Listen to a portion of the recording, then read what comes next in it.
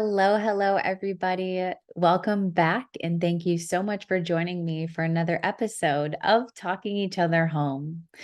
This is a podcast where we can come and talk openly, candidly, and authentically about all things spirit stuff and about our personal journeys, discovering spirituality, nature, each other, and ourselves. My intention with this podcast is to interview people who have been on a journey and who have wisdom and lessons to share with us so that they may empower and enlighten our journeys as we walk and talk each other home. And so I am your host, Dani. Welcome back. And joining me today, I have Janell Renshaw, a yoga and meditation teacher and a Vedic astrologer. And how we met was so synchronistic, and you'll find out about it when you listen to the rest of the podcast, but it's so beautiful and amazing to see how our connection is beginning to unfold in ways that we can co-create with each other in conversations like this. And she's coming on my course to be a guest speaker, which I'm so excited about. And so in this episode, you can look forward to hearing all about astrology, the difference between the Eastern and the Western philosophies, and just a little bit of differences in the way that they read and calculate astrology. And so astrology is a big theme that we talk about, even partner astrology, and how the different energies can, commingle in what they do and what they bring out in each other. So talk about that kind of astrology, and also a little bit about soul contracts and how we choose to be here with certain souls, and we choose to go through certain lessons, the good and the bad, in the name of and for our evolution. And we talk about yoga and karma and different deities, and I get to share a story with her about the deities that have been showing up in my life: Hanuman, Ganesha, and Lakshmi. And so I get really excited talking to people who understand the Hindu stuff. So you'll get to hear a little bit about where I'm at in my spirituality right now as well. But this episode is really cool because we go down some deep rabbit holes and even talk a little bit about time and multidimensionality. And so lots of cosmic, beautiful, universal energy in this podcast. And I super enjoyed creating this and talking with Janell, and my prayer is that you enjoy listening to it and that you get something from it as well. And if you're interested in getting an astrology reading from her, I highly recommend it. She's so educated, so articulate, and so grounded in the way that she presents her information. And so you can find that on her website, sacred-ground.com. And you can also sign up for her email newsletters and stuff like that too. But if you love what Janell has to say and you really connect with her energy, I highly suggest getting a reading from her. I don't think you'll be disappointed at all. And especially if you're in partnership, it's another beautiful thing that she offers too. So enjoy the episode. Thank you for joining me for another one, and I will see you on the next one. Okay, Jupiter says go. So here we are. Janell, welcome to the show, Talking Each Other Home. It's so great to have you with me today. Oh my God, it's such an honor and pleasure to be on this call with you. It's just great energy back and forth. So Mm, thank you for asking. Thank you for accepting. And just before we get in, it's really cool to see you in your spot, because for a week that was my spot in there. And the how I met you was so synchronistic and so magical for me. And I just want to just start the podcast off with that so people know how I met you. I was traveling to Florida to visit friends and family for Thanksgiving, and our first Airbnb got canceled a week before we were supposed to show up. So I had to go on real quick and book another one. And I found your beautiful space. And I walked in there and I was like, okay, something's different. And I saw all of your books. I mean, the Bhagavad Gita and the Upanishads and like these beautiful, all this yoga stuff. And I said, okay, normal people don't just have this stuff laying around. I had to message you and say, who are you? Like, what do you do? Because this is not typical. And this is stuff that I study and that just really has my whole heart and soul right now. I mean, I study the Gita weekly with a teacher. I teach yoga, I meditate. So it was all very much like, I just found my home away from home and I need to find out who is in charge of this place. And so cue Janell into my life. Here I am. And yes, it was very synchronicity that because I'm not a big Airbnb person, and I'm very particular about who is in my space.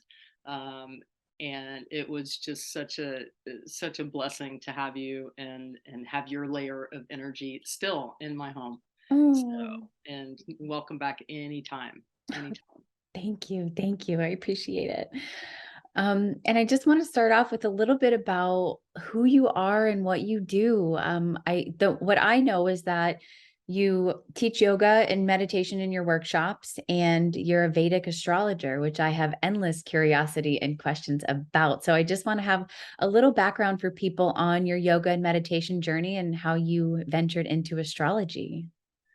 Ooh, um, yeah, that's a good question. Well, the astrology is not a good question. My dad was actually an astrologer, and he would send us all off to bed. And I remember, he had this compass, like the thing with the two, the not like a compass that you go north, south, east, and west, but the compass, and I still have that in my altar room. But it's he would do charts by hand, so he would have to do all the degrees and all the glyphs and the ephemeris, and I was fascinated by all the glyphs and the houses and the degrees. I had no idea, what it was that he was doing, other than, he was making these charts for people.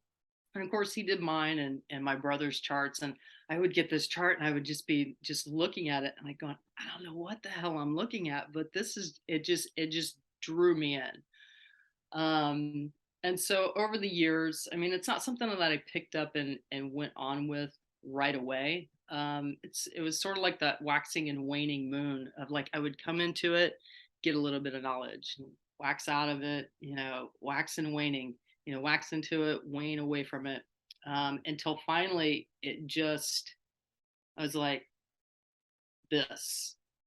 I love this. I mean, because I've got one of these mercurial minds, Mercury mind that just cannot get enough information. As you could see from, you only saw part of my books that I left out, but I mean, I've got a whole other slew of astrology books and all kinds of things. And yeah, it I will never be able to learn all that I need to know in this lifetime about astrology because it's so vast. I mean, I Mm, have a great bit of knowledge now, but I know that there is so much that I do not know. And so my mind will never get tired of it. Be like, oh, something new. Oh, that's cool. Whoa. You know, one of those is like, or yeah, it's sometimes it's like, ooh, I can't unknow that now, yeah. so I can't unknow that, so that's how I got into astrology. The yoga and meditation was a different story. I had gone through a really strange bad relationship and ended up in an ashram. It's the Amrit Yoga Institute out in Ocala. But that's where I ended up through that relationship. So I was very grateful for that. Not so much all the things that happened in the relationship, but I was grateful for that piece because I had to go through that to get to the ashram. Mm, And a better part of about 4 to 5 years, about 5 years, going on and off to different programs. And that's yoga and meditation. And I was doing meditation before, but nothing like being able to drop into that space. What I learned from the ashram about my body and the physiology. It's still Mercury retrograde, so if I can't get words out, we'll have to redo it on March 17th. Um, no, it's not. Yeah, anyways, but it's, the amount of things that are stored in the body, the energy blocks and the feelings and everything that the body holds. And it was just that's where I learned who am I mm, and who am I not supposed to be. So it was painfully beautiful, mm. as most journeys are. Um, And we need both of those. We need the pain, and because if we don't know the pain, we have no idea what to do with the pleasure. So, but yeah, I still teach yoga and meditation. I teach meditation more so with Unity Worldwide. I do meditation practices as a spiritual enrichment and education class Mm. for a lot of our Unity ministers that are studying to be ministers. So it's very rewarding. In fact, I'm in a class right now. I'm in the middle of teaching one right now. Not right now, but in this minute, but in this week. So. What a treat to be able to add that to a ministry training, to add that, because would you say it's different than prayer? Um, prayer gets you to meditation, which is stillness. So they go hand in hand. So you can't just sit down and meditate. You have to create the environments. Unless you've been practicing for a very, very long time, you can just sit down, that space, and you know where you need to go. But prayer and contemplation and all of those modalities get you to that space of stillness, which is meditation. Mm. So I think it should be, it definitely needs to be a prerequisite for all ministers, teachers. I don't know about many other faiths, but I know it's very prevalent in Unity churches and some of the New Thought churches that prayer and meditation are the foundation. Because if Mm. you don't have that and you don't know how to sit in your own stillness, you're not going to be able to sit in stillness with somebody that really, really needs you. Mm. Yeah, and I find that when people are searching spiritually, they're kind of searching for that stillness. They're looking to quiet the mind and have a peaceful heart. And if you're the teacher in that space, hopefully you can get there in yourself so you can lead and reflect back to the other person how to get there and what that feels like. Yes, and through the heart, because I know Mhm. a lot of modalities teach these so-called techniques, when talking with people and trying to help them through, whatever it is that they're trying to work through. But they're techniques. Meditation and prayer helps you to get in touch with your own heart and the heart of the other so that they can connect and reveal things that are happening for that person, and to support them in that space, just in supporting them in their heart and holding their heart with your heart. It's sometimes all that they really need, all they really need. Mm, what a beautiful thing to be teaching. I wish I could be in that class actually. Um, and so I guess now that we're on the subject of meditation, just for all those out there who have questions about meditation, who are new to it, who know that they need to meditate, it's like something that's been knocking on their door. What would you say to a person who's new and who wants to learn? Where do they start? First thing I would do is set them at ease and let them know that there's absolutely nothing that they can do wrong when they sit down into a space of just stillness. They may sit there and they go, well, am I sitting right? Am I doing the right things? Who cares? Mm, um, God, I got all these thoughts, they're going through my head. I'm a horrible meditator. No, you're not. Everybody's got thoughts. Who cares? um you know the other part is that I sit down and meditate, and I just, nothing happens. And it's like, well, that's the point. Nothing's supposed to happen. Well, I'm supposed to get these visions and things like that. No, you're not. You don't have to. All of that stuff, it comes. It may come and it may not come. But the biggest thing is just to be still and be aware of your thoughts. Let them come in and come out. If they drag you down a rabbit hole, it's okay. You can crawl out of the rabbit hole and go sit back down. mm, um, and the other important part about this is meditation is not necessarily sitting still in a space. Meditation is, and this is my guru states it like this, is like meditation is being what you're doing it for, which means when you are washing the dishes, you just wash dishes. You're doing dishes and you're being with the dishes. You're not thinking about the to-do list. You're not thinking about, what you've got to do tomorrow or where you got to go or what happened earlier. You're just there. You're in that moment when you're concentrating on what you're doing. And if you're not, you're separating the moment and being in another place. So you can meditate by doing dishes, walking your dog. That one got me. Playing with your kids. Kids are a great reminder of being in the moment. So that's meditation. So to say that you can't meditate, I disagree. You probably, whoever's watching this, you've probably meditated 16 times today. Yeah. So it's not a structured thing. So release all that hype about what meditation is and what meditation is not. It's being in each moment. It's presence. I'm so Mm-hmm. happy you said that, because that's how I think about meditation too, is that how I describe it to people is I say meditation is a practice for the present moment. And so when you sit down and you're training your mind and you're training your focus to be present, even if there's thoughts coming, be present, but don't judge and don't hang on to them.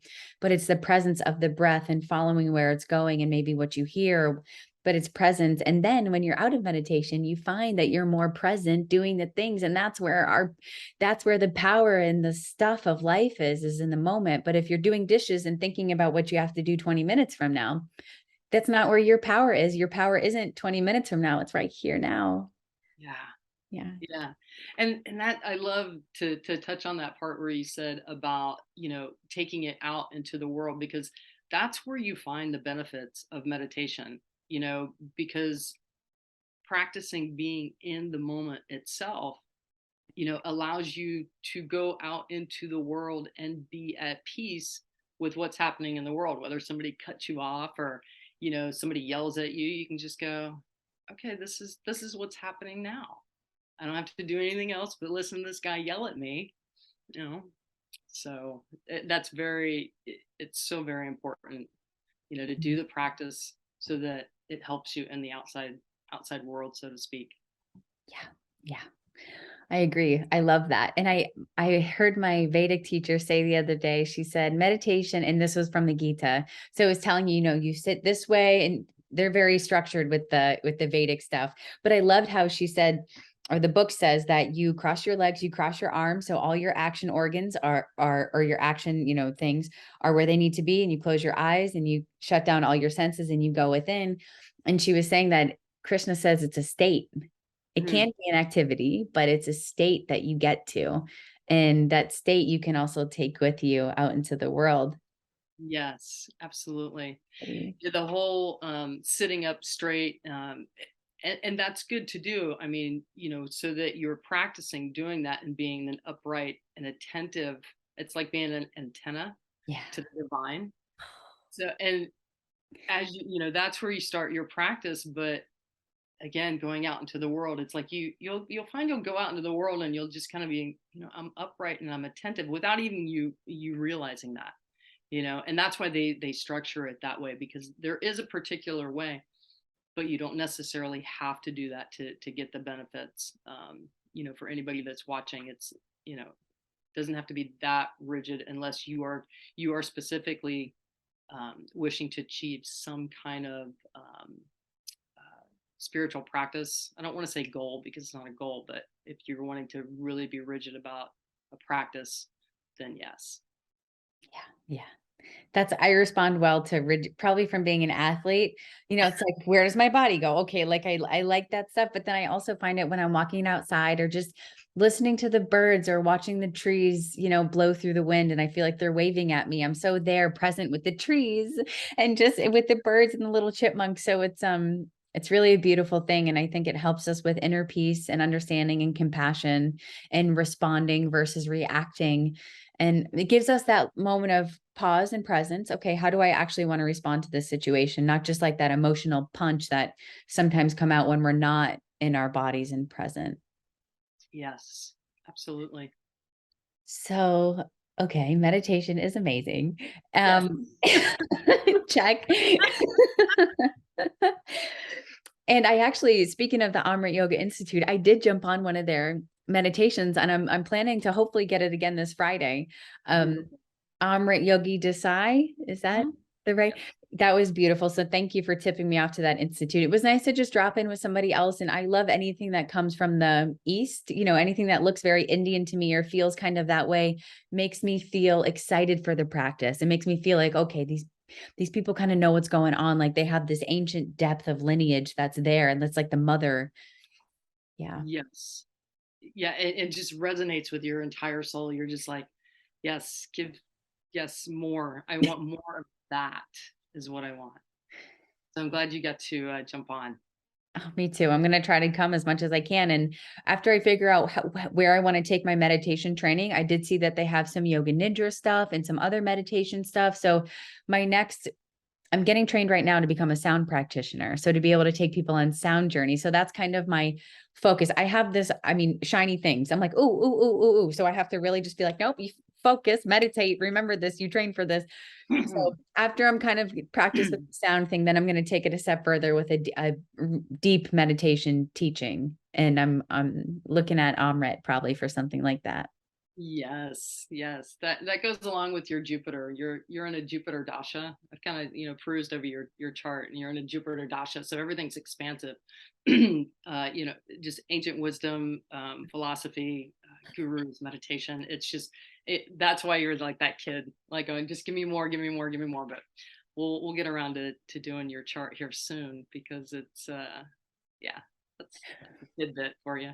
Thank you. And that's so spot on because ancient anything. And the course I'm creating is all of it. It's all rivers lead to the same ocean. So it's like I want the Native American, I want the India, I want the Buddha, I want Jesus. So it was for me, it's like I want all of this. So that's in perfect alignment. And now, okay, so now the astrology. I'm glad we kind of circled back to that. So I want to talk a little bit about the difference between the Vedic astrology and the Western astrology. And I know it's probably huge. And we talked a little bit about what's going on in our own star system, like right now, and what we can expect energetically. But before we get into today's stuff or coming forward, I'd like to just talk about Vedic. And I think some people think astrology, they only think of one way of doing it. So I'm excited to enlighten people to the other side of astrology.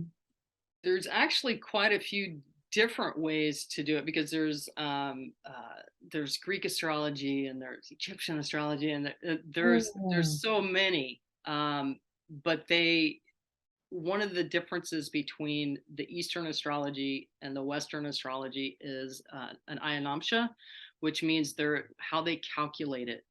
So Vedic astrology uses the sidereal calculations, Ayanamsha calculations, and Western uses the tropical. So the best way that I could describe it is the tropical uses the zodiac, the signs, our traditional 12 zodiac signs on the belt. They use those, and those are fixed. They don't move, they don't do anything. They're just fixed. And then the sidereal calculations, they use the backdrop, the stars behind the zodiac system, which are called the nakshatras, and those are the 27 moon mansions, behind the zodiac. And so the best way that I've learned it, that it's been explained to me, is that roughly like 2,000 years ago, the systems were aligned. And as we had the progression of the equinoxes and the solstices, the Earth tends to wobble a little bit. And so as time has gone by, these two systems have split, and they're now about 24 to 27 degrees apart. So me being Western astrology uh, Scorpio, I am an Eastern philosophy or Eastern Vedic astrology Libra, which resonates more with me. So, if you ever get one of those star apps, where you can look up in the sky, and and somebody says, hey, the moon's in Cancer, and if you look through that little app, and you can clearly see that the moon is actually in Gemini. And so that's, there's not saying that Western astrology doesn't have some validity. It so completely and truly does, for us, on the Earth plane. But the backdrop of the sidereal system and the nakshatras and everything is like, I mean, I'm seeing this with my own two eyes. It's like, the moon is in Gemini. How can it be in Cancer if it's in Gemini? And it's, it just, that's my truth, and that's what I resonate with. But between the two systems, um, again, 27 degrees. Now, they will at some point converge back again Oh, to, being aligned. So it's like, I can't really explain it. I don't know. It's just mind boggling to try to even wrap my head around how it's going to, come back around. Those are details that I'm not privy to at this moment. But I do know that, I've read that they will converge again. They've separated before, and they've converged and separated and converged, is what I understand and what I've read. So, but I always kind of look at it as, and this is even before my studies, is that the Eastern philosophy is like, this is like the soul. And I'm sure there's going to be some people that disagree, as with anything, because there's 7.9 billion people on the earth, and we don't always, agree on everything. And I'm not always right. And I know that. But I kind of see it as the Eastern philosophy is our soul, mm, and the Western philosophy, or Western charts are like our ego. This is us on Earth, and this is our soul. And again, they're both very important, because that's part of who we are. We are a soul, we're a body, but we also have this ego, because the ego is not always bad. It's not a bad thing, because more than likely your ego got you to where your soul needed you to be. yep. I'm So so happy you said that about the yeah. ego and the soul. What I've learned before, when I first started learning about spirituality, I thought the ego has no place. It needs to be dissolved. Like whatever we need to do, we need to rise above the ego and whatever. And now I really don't see it that way at all. In fact, I see the ego as kind of the bait for our soul's work and our soul's mission. So maybe there's a way that we can That's use our beautiful. thank you. And becoming I was a bodybuilder, so everything was very external ego based. And so that's why I got away from it. But then I was starting to speak about the universe and about synchronicity. And after I got out of bodybuilding, I was like, oh, that was carrying my soul's mission.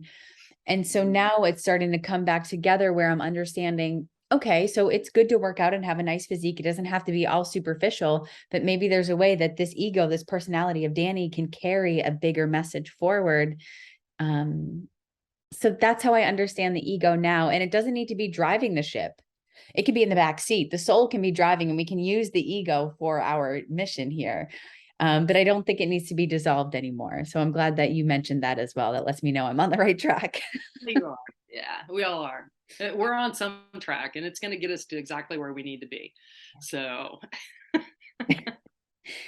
And I also love that the two, coming apart and converging. Do you think that has anything to do, and I'm just guessing here, do you think that has anything to do with our evolution and the way that we integrate our soul into our life again, instead of maybe like, I don't know what I'm trying to say, but maybe right now we're away, where our soul and our ego are two separate things, but maybe when the stars align back with the Western and Eastern, maybe we're living more as our true being. I don't know. Certainly something to possibly explore.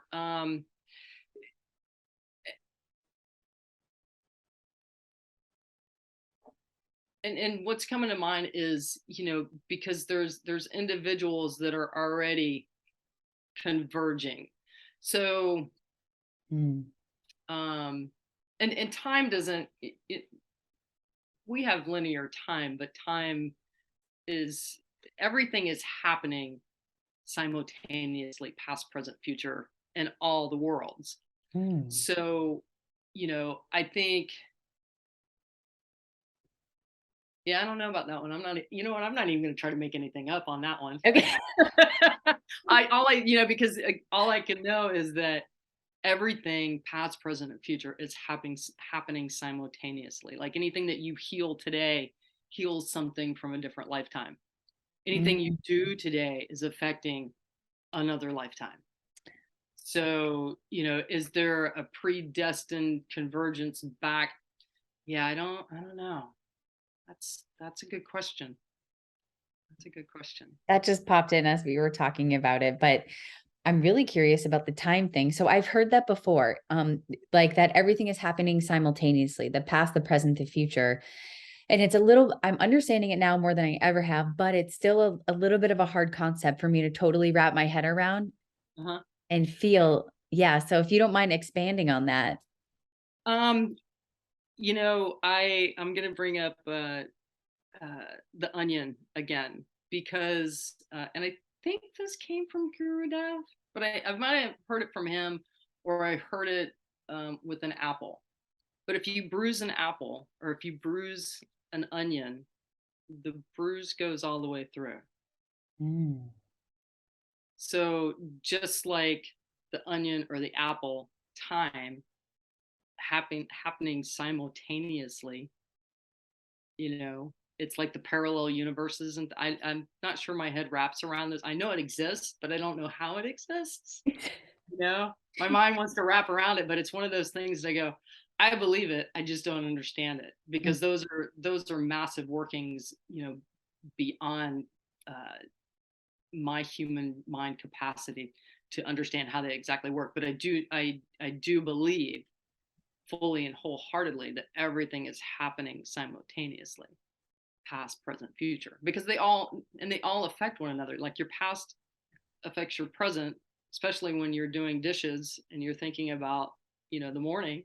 So and that's just a small, example of that. But what you're thinking about today is, or how you react and things like that, are pre-programmed responses from the past Mm.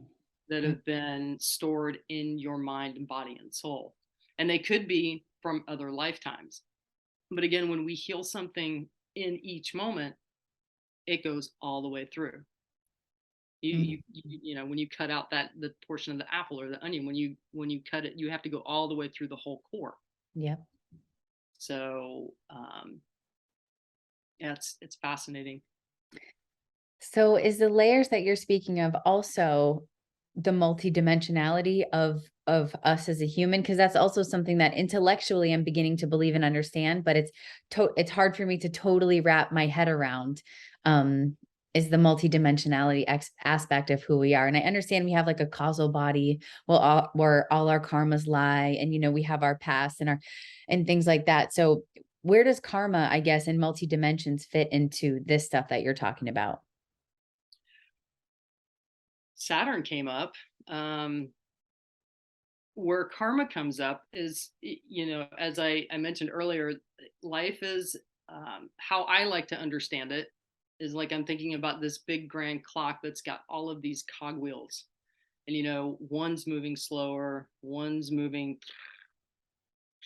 another one's kind of moving, and those are kind of like all the planets, how they revolve around the earth, so to Mm. speak. But karma, you know there for karma to ripen, it has to have an exact time and space and condition to happen. I'm not even sure. I think I forgot what question you asked me, but That's okay. We can go into karma. Let's just, because I'm yeah. curious about karma too. So, Oh, the multidimensional body. That's where we were. yeah, Uh, yeah. yeah. So, and how karma happens. But yeah, that's it's. I just visualize it as, clocks, and it clicks on this as okay. This is the time for karma. Them to. This is an exact right moment for them to fulfill their karmic duty, Mm. or fulfill their karma. And karma is, since we're going on that, it's not just bad karma. There's good karma too. There's good deeds and there's bad deeds. So it's not all bad, but again, there's points in time that life is ripe for you, and all the stars have aligned and all the cogwheels have clicked, and okay, it's time. They're gonna this gift is for them, or this ungift. Well, they call it a curse. No, let's not call it a curse. Not a curse. This is time for you to pay back. This is, and it could be, again, from many lifetimes ago or ahead. That's what I was just going to say next, is the ability for karma to come with us in this life too. Good karma and bad karma, but it's like all in our causal body, I guess, in our soul. And we come here, yes, we're in a new vehicle, but our karmas and our lessons and all of that stuff stays with us. And there'll be a ripening for, the karma to come. Yeah, and you and we as individuals, before we're born, we choose that. We choose which karmas we are going to pay back before we're born. Mm.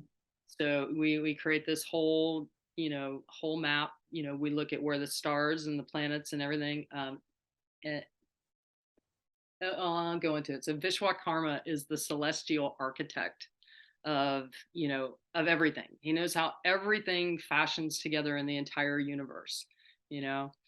And so you're like this little architect of looking at each and every planet and what time you're going to be born, and who your parents are going to be, and all the karmas that you're going to experience. You have choice in all of that. Yeah. Choice. And some people go, why is this happening? I was like, because you chose it. No, I didn't. you know okay, no, you didn't. Yes, you did. Yes, you did. But you did. So just do you be responsible, which Saturn loves. Be responsible and take care of um it's time for you to take care of that. So what's coming up for me now is soul contracts. Is that kind of in the same vein as that?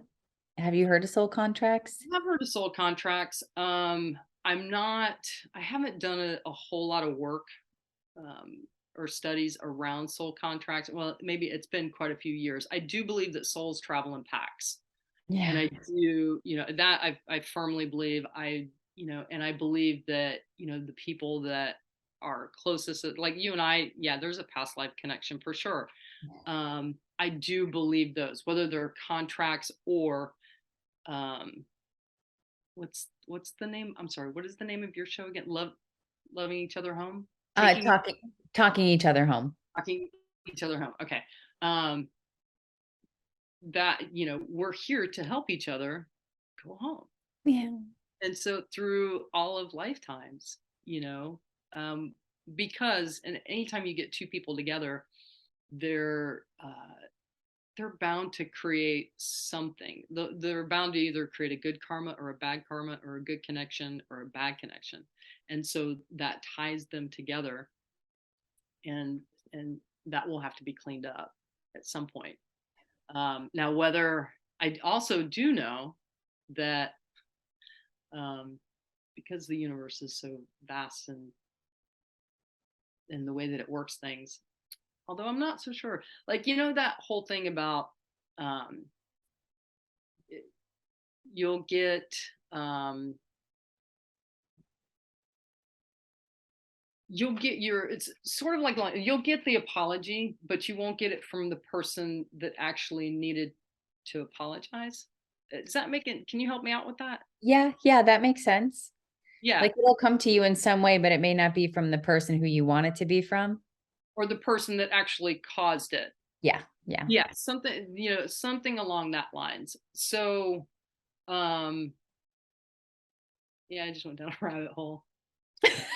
And I was like, wait a minute, which rabbit hole was I down again? Yeah, so the soul contracts.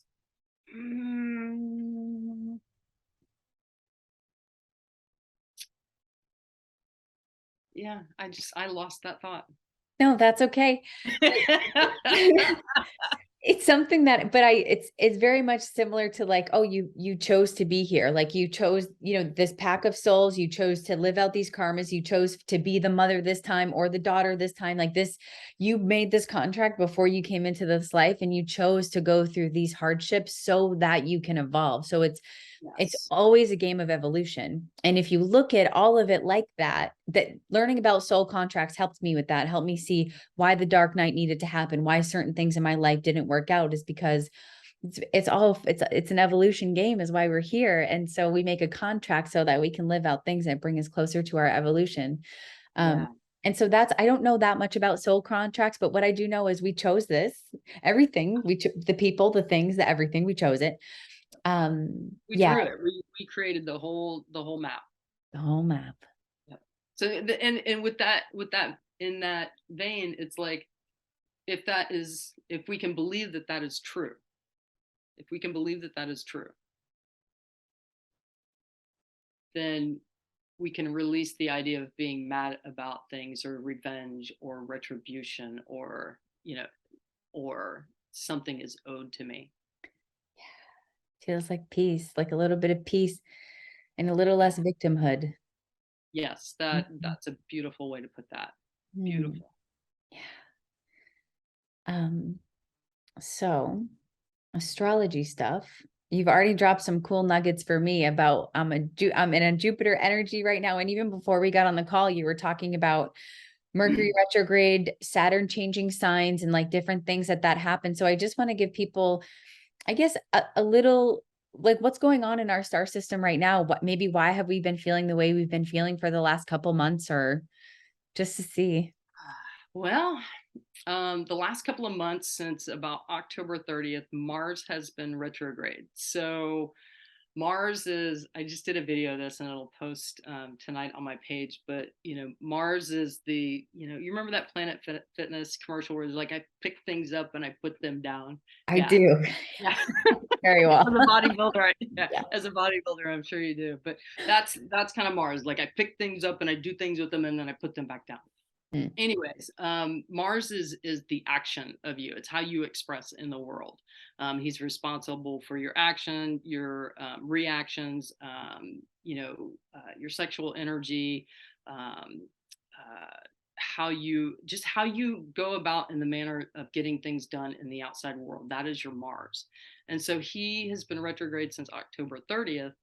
And when he's retrograde, it kind of takes Mars from the battlefield of action to the barracks. And so wherever he is in your chart, he is, there's probably been an area in your life that you're going, I just can't get jack done. I can't get anything done. Like, I'm trying to get that square peg in the circle hole and it's not going. That's kind of like, just surrender, just Mm. kind of sit back. But Mars has been retrograde and he goes direct tomorrow. Yes. So, and when he goes direct in Taurus. So, and again, this is using the sidereal Amnamsha calculations. And when he goes direct, he's going direct in Taurus. And usually he's disadvantaged in Taurus, like, because Taurus is all about, finances, materialisms, luxuries, creativity, all the things that Mars could give two hoots about. He doesn't care about any of that stuff. But he is going direct in the degrees of between 13 and 16.4, which in Vedic astrology is a Pushkara degrees. And I got it wrong in my video, Vargatama. uh, I need some help with my Sanskrit words, but in those degrees, no planet is debilitated or disadvantaged. So Mars is going direct into that. So you're going to have a little bit more energy. Maybe you felt it like that. I know that I've felt it the last couple of days. I've had a little bit more energy to get some stuff done. And that's the energy of Mars finally turning direct, or Mm. making his way to go direct. So that kind of energy will be available for the next couple of weeks. But as he gets out of those degrees and more to Taurus, he's going to be still trying to get stuff done, but he's not really going to, it needs to be a little bit more disciplined. So the energy of the best use of the energy for Mars energy is slow, deliberate action, dependability, the things of Taurus that are good for Mars, which is dependability, strength, um, structure. Those things are good for Mars, and that's what you really want to do is you want to pay attention to, how much you're doing, and not trying to get it. You don't have to get it all done in one day. Mm. You know, um, Mars controls the muscles. He controls the digestion. So if you've been having digestion issues in the past couple of months, which that was part of my fast at the beginning of the year, Yeah. my involuntarily fast. And he controls the all important adrenal glands of the body. So the adrenal glands, they secrete hormones. And so if your adrenal glands are taxed, which is caused by stress, doing too much, being out of the moment, then it can it'll trigger those fight and flight responses. And then it will also secrete hormones that are either more or less than what you need. And one hormone out of whack throws the entire body into shock. Yeah. So as you're going forward, yep, you got the energy, but you don't need to spend it all in one day. Use that energy to continue to build on Mm. more and more. Sort of like, bodybuilders, you wouldn't start out 100 pounds, would you? No. No, you start out lower weight to make your way up to 100 pounds. So Mm. keep that in mind as you're moving through with that. The other big news, Mercury's turning direct. I don't recall, it's within the next week or so, like right before the new moon. The 22nd is the new moon in the new lunar year, which is really the new year. And then Saturn turns direct on the 17th. Yeah, I think it's the 17th. Is it 17th? Yeah, 17th. Okay. And Saturn changes signs, so that's going to be huge. That's going to shift some things for January. Saturn is going into Aquarius, which is the sign of humanity, Mm. the community, the whole entire world. So something is going to shift. I don't know what it is, but I do know that Saturn is strong. He's exalted, and he's on a mission. Mm. So don't know what it's going to be. Just So hang on. yeah, I want to say hang on, or what was that quote? Buckle up, boys, or buckle up, girls. Is going to be a bumpy ride. Was that James Mansfield or something like that from that movie a long time ago? Buckle up. Buckle up. That's exciting. Yeah. Because it feels like it's going to be. So for me, when I'm, it's interesting that October 30th is when, um, which one was the first one? Mars. Retrograde. I came back from Arizona on like the 29th. And since then, on October 29th, and since then, November and December, I have not been able to work. Like we were traveling, we were doing this, I was everywhere and I couldn't get anything done.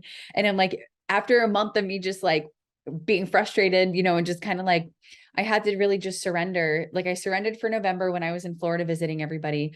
And then I came back in December and tried again. Okay, I'm home. I'm back in my space. Let me just try this one more time. And nope, every weekend I had something to do. It just wasn't happening. And now it's January 11th. Since maybe a couple days ago, just like you said, I've been like, all right, this course is going to be this and this and this. And I'm starting to see it all finally. I'm talking to the people that are going to be guest speaking on it, like yourself. And just it's in the podcast. I've been recording a couple things now. So I definitely feel the shift. And it's really cool to even look back on what you just said and correlate it with my own personal life. And like I was telling you before we started recording, even that discipline is going to be nice going forward. And my course is launching. And for me, that's my tribe. That's my community. That's where I find myself for the next 6-7 months is like really immersed in them. So it's kind of exciting to hear what's going to be happening because what I have coming up soon is that. So thank you for Yeah, that. that's great. Yeah, because and everybody, Saturn is the dispenser of karma, but there's also structures and limitations and you know um, things that we need. If we can embrace the lessons and the things that Saturn is trying to teach us, Mm, then everything will just start to be a little bit smoother. We can't just forge ahead and going our own way. There are laws, cosmic laws in place of how things are supposed to progress and evolve. And so if we can again grasp the lessons and the beauty of Lord Saturn, I mm, mean, it smooths the path. Just surrender. This is what's happening, and we're like, okay, this is what we're doing, mm. and just be okay with what's happening. I really like the word surrender, and I love that you call him Lord Saturn Mm, because it's almost like Kali. You know how when you see a goddess who's looks mm, scary and has big lessons for you and can eat your karma and can kind of look like destruction in a way, but when you worship her, and you see her in a different light, and maybe she looks scary, but she can come and help you with your habits and help you transform stuff. That's the same energy I'm kind of feeling with the way you talk about Saturn. It's like it's Lord Saturn. He's here. Yes, it might be a tough lesson or a tough karma, but it's here for you. mhm. He's doing it on your behalf. So I just want to reflect that and appreciate that too. Absolutely. Yes, and Ma Kali. Oh. Hmm. Hmm. You know who I'm in love with right now, speaking of deities? Yes. Hanuman. Oh yeah, and there's another reason why you really love some Hanuman. Oh, I love some Hanuman. There's another reason why I Oh love yeah, him. in your chart because is your son? Yeah, I think yeah, your son is in a nakshatra called Purnavasu, and we just had I'm not sure how the full moon, what goodness came through for you for the full moon, but Purnavasu is the nakshatra for that was the full moon, and that Hanuman's not the deity, but he's connected to Rama. And Ram, his son, it's either his son or his moon. My apologies that I can't recall that right at this moment, but is in Purnavasu. And so you have a deep connection because of that lineage, Mm, Hanuman. mm. So I think your Jupiter, and actually I think it's your Jupiter, your Venus, and your Sun are all in Purnavasu, and Mother a deity,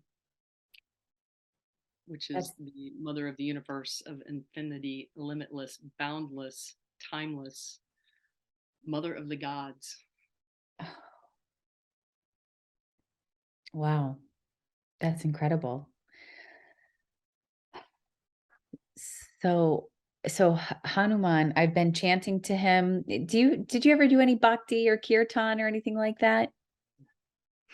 I've just started kind of getting into that, and I've been chanting to Hanuman, and really, and I that's what I in my spare time when I'm driving in my Jeep, I'm always listening to chanting or something. That's just what I like to listen to. I really don't ever have the radio on. Nothing there interests me. Like, I'm sorry, Taylor Swift fans, but I just don't care. I at all. Sorry. You know, not That's even. perfect.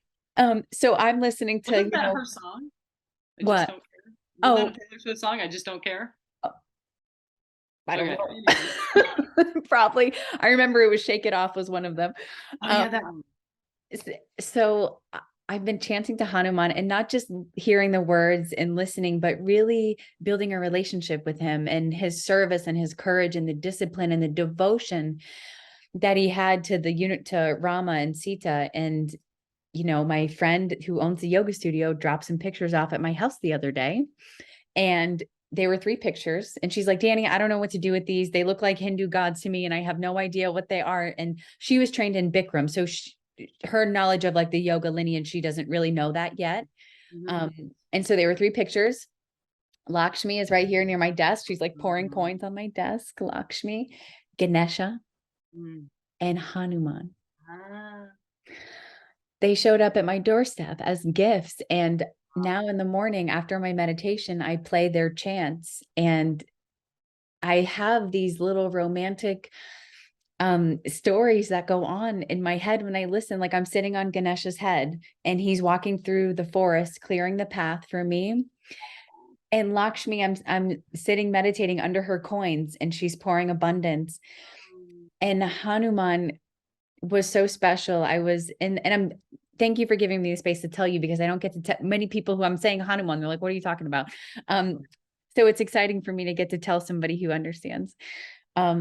But I was in the jungle and he's walking towards me, and then he jumps up super high and like, I was like, whoa, Hanuman, where are you going? And then he lands behind me and comes up and is holding my hand, and we're walking together, and it's almost like he's walking with me with strength. And we get to the end of this clearing and he sits down to meditate, and first puts me on his shoulder. I climb up his tail and I'm on his shoulder, and then his tail comes and lifts my hips just a little bit to help me meditate. And then I'm sitting in his hand, so he's in a little mudra here and I'm in his hands meditating. And at the end, when they're saying the end of the chant, they're saying, no, I can't think of it. Sita Ram, and they're going back and forth. He put me in his heart, and I'm sitting in between Sita and Ram on a branch.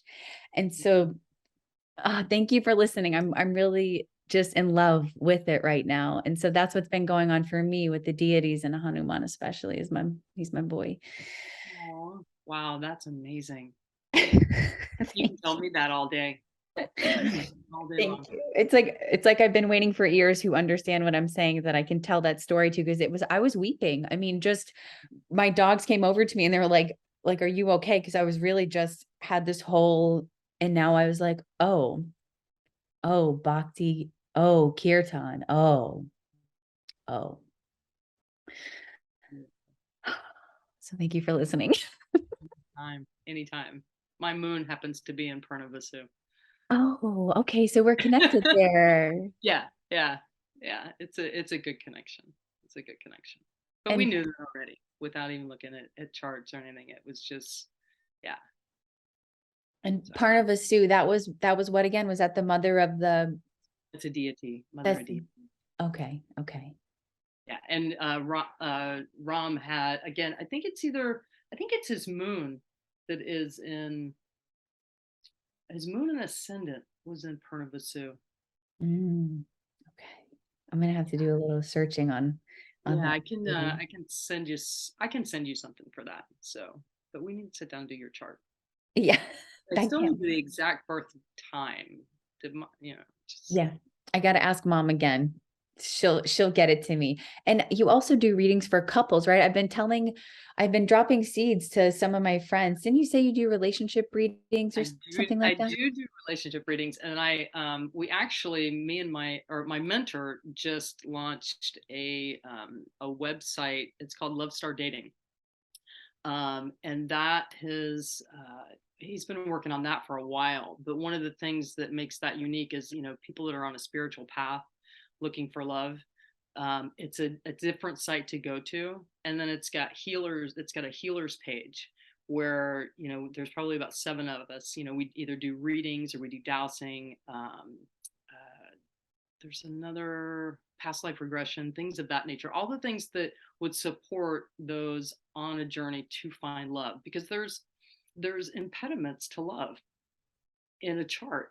There's things in the chart that just make it so difficult. And, depending on your upbringing and things like that, there's things in your chart that uh, just hold back your natural expression of love for another.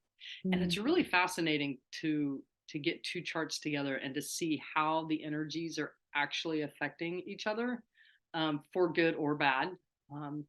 And So it's pretty exciting to watch the Love Star Dating come to fruition for Michael. He's been working on it so diligently, and it's just launched it. There's not a whole lot of members right now because we didn't want to load it up with a bunch of bogus members and go, things like that. So it's small. So, if you're looking for a spiritual connection, or a love interest of some sort, or even some kind of healing, you can go there to Love Star Dating or to my page, because yes, I do a relationship astrology. It's fascinating. I mean, when I look back on relationships that I've had, I can just clearly see, and I've got their charts too, and I look at their charts and I go, man, if I'd been doing astrology before I dated them, I wouldn't have dated them. And that relationships really were the catalyst for me to deepen my studies, to really dive in and look at my own stuff, because I had things in my chart, like I have a Neptune in my fourth house, which is, it can be a spiritual, it's a spirituality in the home, but it can also be deceptive and illusionary. So like I had these partners that I couldn't even see, what was happening in front of my own two eyes, because I'm just like, yeah, rose colored glasses, beer goggles, whatever you want to call them. They were on. But, once I started to see my own patterns, I was like, and then I looked at their charts and I go, oh, I never, again, that's that ego thing. It took me down a path that I needed to go. Otherwise, I wouldn't have gone. Yes. Yes. So it ended up being kind of a good thing. Oh, yeah, it did. Yeah. Yeah, relationship astrology is absolutely fascinating. Watch I would, energies dance together. I would love to do one with my husband and I and you, just to see, because he's an Aquarius and I'm a Cancer by Western. So usually as I understand it, that's a hard mixture. I don't know for I sure. have to look at the chart. Okay.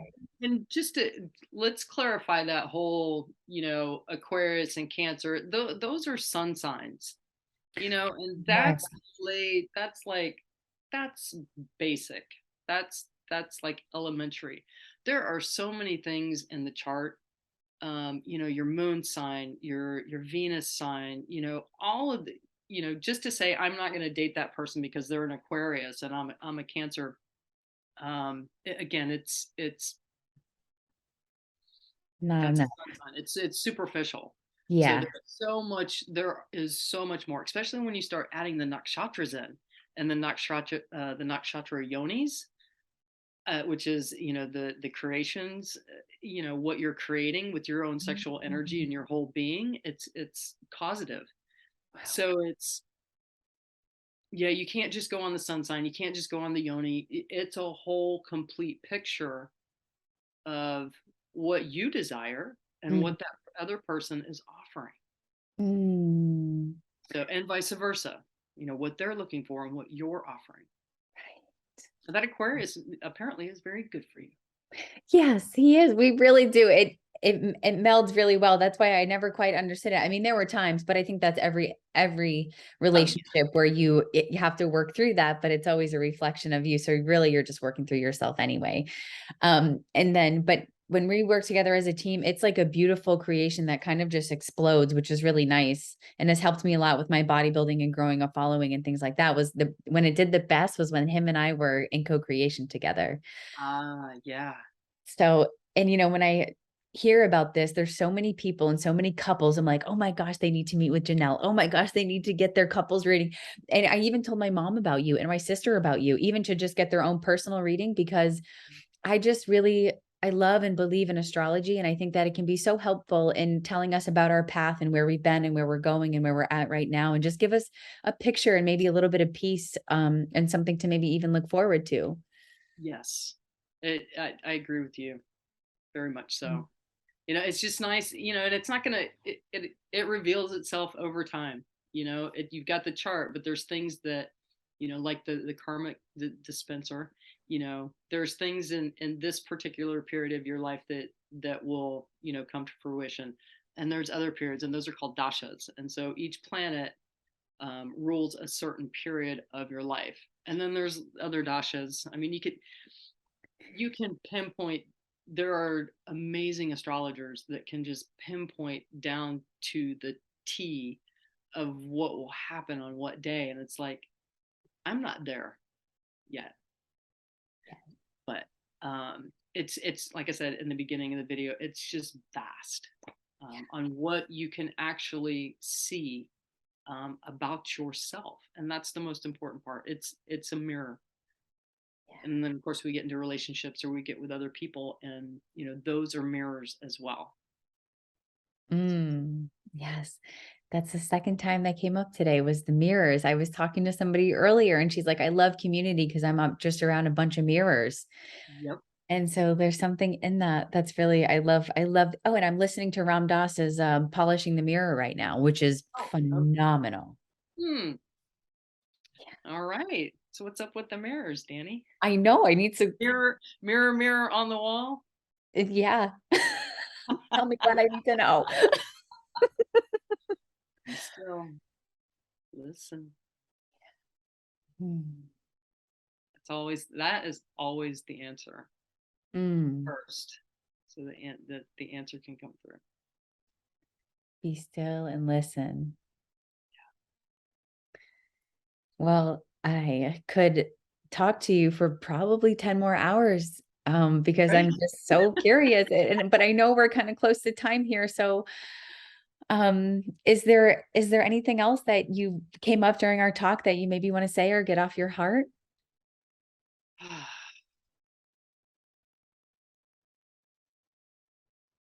Hmm. Love, Mm. only love, love one another. Love that. And my last question is the podcast is called Talking Each Other Home. And so what is home to you? Home is this Mm. connection, understanding, Mm. love above everything. But connection is home. And we all went through the pandemic and everything, and a sense got separated but connected, um, with ourselves a little bit more. Um, but home is all about connecting on a deep level with each soul, you know, from where they're at and not where you want them to be. Yeah. So connection feels like home, no Oh, matter where you're at. You can always find connection. I love that answer so much. It also reminds me of connection with the divine. Mm-hmm. Well, when that's when we are connected, that is divine.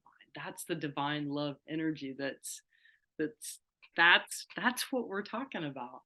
That's what we're talking about. That's all that Mm. matters, really. Everything else will fall into place. Everything else Mm. Thank you. Those are so beautiful. And why I love podcasting because it just makes me light up and it's so juicy and so good. And I'm just like, oh yes. My body just doesn't even know what to do when I hear stuff like divine love and connection, and that is home. So thank you for that answer. Thank you for your time. And where can people find you if they want a reading or want to get a little bit more of your what you write, your blogs? Where can they find you? They can go to www.sacred-ground.com. Make sure you put the hyphen in there. Otherwise, I think it'll take you to a coffee shop, which is a cool name for a coffee shop, Sacred Ground. But make sure you put the hyphen in there, and my website, my offering, my blog. Sign up for the Stories and Stars newsletter, and I'll send out 2 newsletters a month because, again, I like to respect your time and your privacy, and I won't inundate your email with a bunch of crap. Um, but there's that, and then there's also my website is on off of Wix, and they actually have a dedicated app that is called Spaces, which is really cool because, for lack of a better word, it's social media without the bullshit. So Mm. you get to pick your communities, that you want to engage with, and then, like for mine, for instance, I do more blogs than just my 2 newsletters. But again, like I said, I don't want to mess. I just don't want to.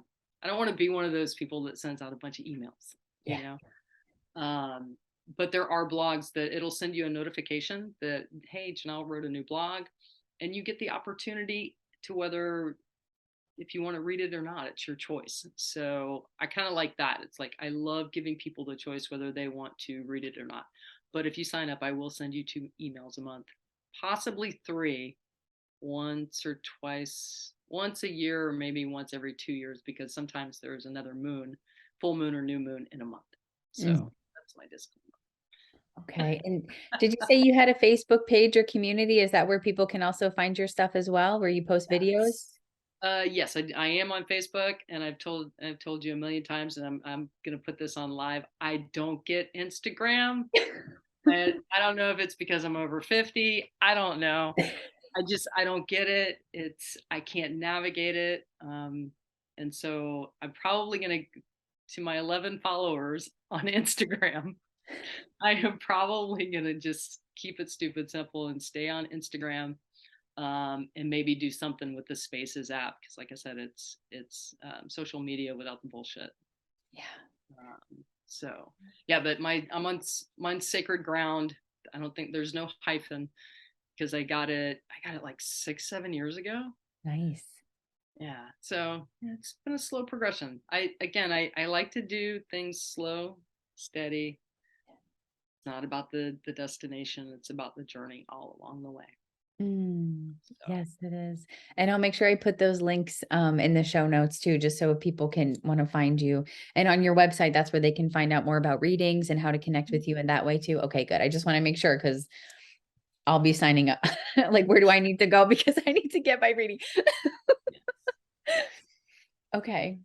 Well, I just want to say thank you so much for sharing your time and your wisdom and your energy with me. This has been so lovely. it has been. I've enjoyed it so much. It's been a lot Mhm. of fun, and I love connecting with you. Like I said, we just hit it off.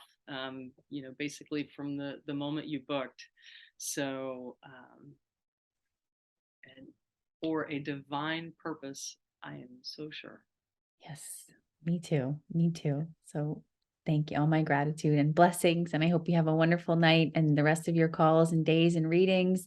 And we'll be in touch super soon about more co creation. And everybody who's listening and watching, thank you so much for your time and energy. As always, it's so appreciated. Happy New Year, Happy New Moon, all that good stuff. Happy real New Year on the 22nd coming up. Peace.